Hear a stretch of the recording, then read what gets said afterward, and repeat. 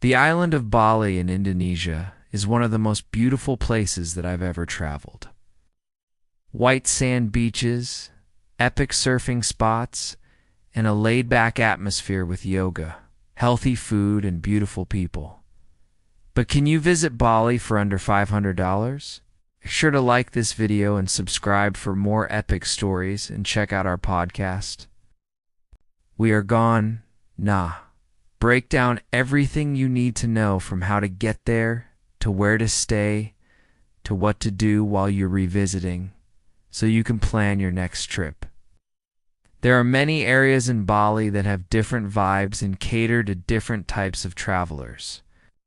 Relaxing on the beach, exploring local markets, and hiking through nature are just a few ways to enjoy the island without spending a lot of money.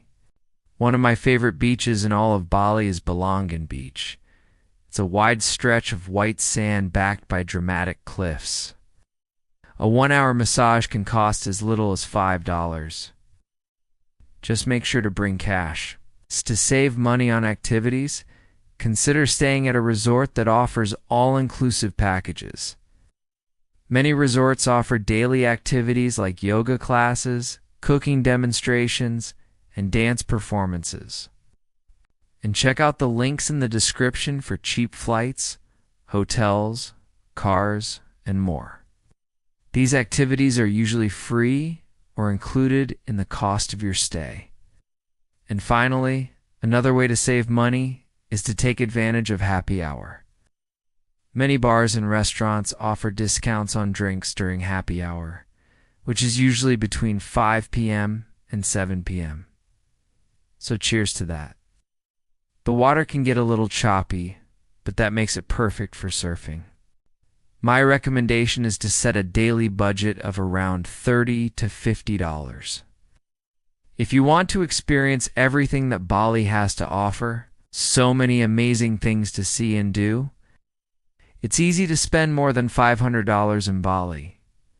But if you're careful with your money, you can have an amazing time without breaking the bank. Don't forget to bargain when shopping, eat at local restaurants, and take advantage of happy hour. On the lower end of the spectrum, you could get by on $10 a day if you're willing to sacrifice some comfort. For example, staying in budget accommodations, eating only street food, and taking public transportation everywhere. Of course, if you want to stay in luxury accommodations, eat at fancy restaurants, and take private transportation everywhere, then you'll be able to do that as well. But it will likely cost you more than $500 per day. You can easily spend an entire day here reading a book, swimming in the ocean, and sunbathing. If you want to see a traditional Balinese temple, head to Pura Batuk Korsi. Entrance to the temple is free, but you must be respectful when visiting. Women will need to wear a sarong, and men must have shirts on when exploring the temple grounds. Another free activity in Bali is to explore the art markets. You can find unique clothing, home decor, and souvenirs at these markets. Just make sure to bring cash, because most stalls won't accept credit cards. If you want to see rice paddies and maybe even watch a traditional Balinese dance performance, then head to Tegalong Rice Terraces. Costs around $30 to enter the terraces, but it's well worth the price. In Seminyak, you'll find high-end hotels, trendy restaurants, and upscale shopping. Canggu is known for its stunning rice paddies, yoga retreats, and cafes. Ubud is home to lush green forests, traditional villages, and authentic Indonesian food. And Nusa Dua is known for its pristine white sand beaches, luxury resorts, and world-class golf courses. Accommodation prices vary wildly in each area and really depend on the season and demand. During peak season, a 5-star hotel in Seminyak can cost upwards of $500 per night, whereas in low season, that same room could be had for $100 a night. I recommend using booking websites to find deals on rooms.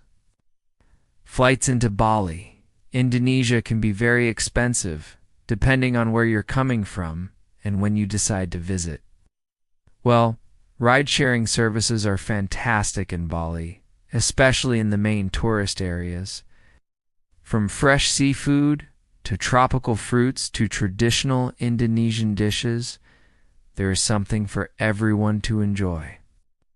A meal at a mid-range restaurant can cost between $10 to $30. But if you're looking for something cheaper, there are plenty of street food options available. For around $5, you can get a delicious nasi goreng or mee goreng. And if you're feeling adventurous, try some sate chicken or beef.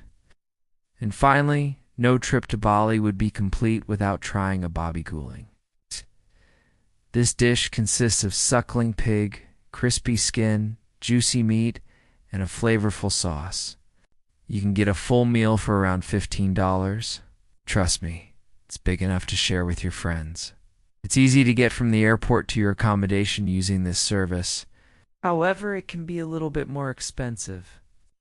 If you want to save money, take a taxi instead. The taxi rate should be around 70 to 80,000 Indonesian rupiah, or $5 to $6 from the airport to Seminyak. You can also rent a scooter in Bali for about 50,000 rupiah per day, or $5. Having a scooter is great because you can explore the island at your own leisure and stop anywhere that you want. However, if you don't feel comfortable driving a scooter around an unfamiliar city, then definitely stick to taxis and ride-sharing services. And finally, local transportation in Bali can be done on foot. Most accommodations are within walking distance from restaurants, bars, and the beach. However, if you live near any major Asian city, it is possible to fly into Bali for less than $100. If you're coming from Europe or North America, it will be much more expensive, but still possible. For example, I found round-trip tickets from London to Bali for about £420, which is around $550. And I found round-trip tickets from New York to Bali for around $1,200. Keep in mind, those are just examples. Prices will change based on when you plan to visit. My biggest tip is to be flexible and use Google Flights to track prices over time.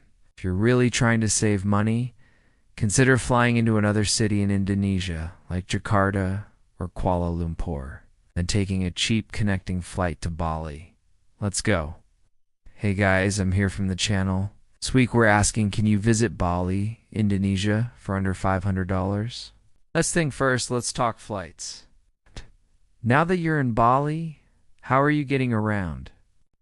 Where to stay in Bali is really dependent on what type of experience you're looking for. Oh, there are many free things to do in Bali. Now let's talk food. Bali is a foodie paradise. If you want to have an authentic Indonesian massage, head to a local spa. When it comes to budgeting for Bali, it really depends on your lifestyle and what you're comfortable spending. So can you visit Bali, Indonesia for under $500? Yes, absolutely. But it will take some planning and budgeting. And now it's time for the big question. Have you been to Bali, Indonesia, or are you planning to visit? Let us know in the comments below. Thanks for watching, and we'll see you next week.